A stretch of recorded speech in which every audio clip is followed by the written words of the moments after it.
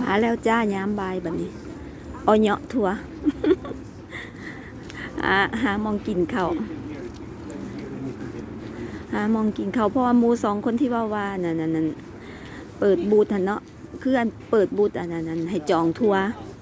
เพราะว่าพากันเฮ็ดทัวร์ฟินแลนด์ใครสนใจอันนั้นมาเที่ยวฟินแลนด์ข้าเจ้ากระจองบูธเที่ยว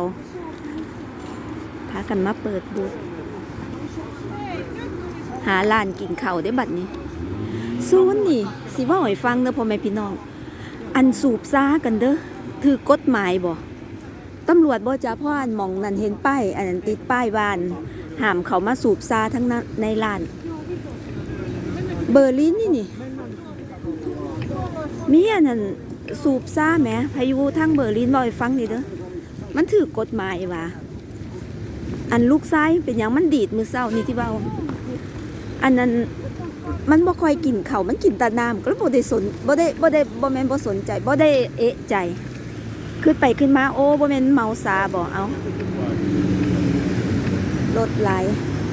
ร้านอาหารวังนันกระเสื่อนสตรอเบอรี่หวานแซ่บอุ้ยรถติดรถหลายเมืองใหญ่เนาะเมืองใหญ่ธรรมดาเจ้าของเคยอยู่เมืองน้อยเงียบเหงาพอมาเมืองใหญ่คือฮอดกรุงเทพมันก็คึกคืนแน่คนหลายแดเอาซ้ำนี่ละหาร้านกินข้าวอีกทีนี่บ่มีหยังเอาซ้ำนี่ก่อนเด้อ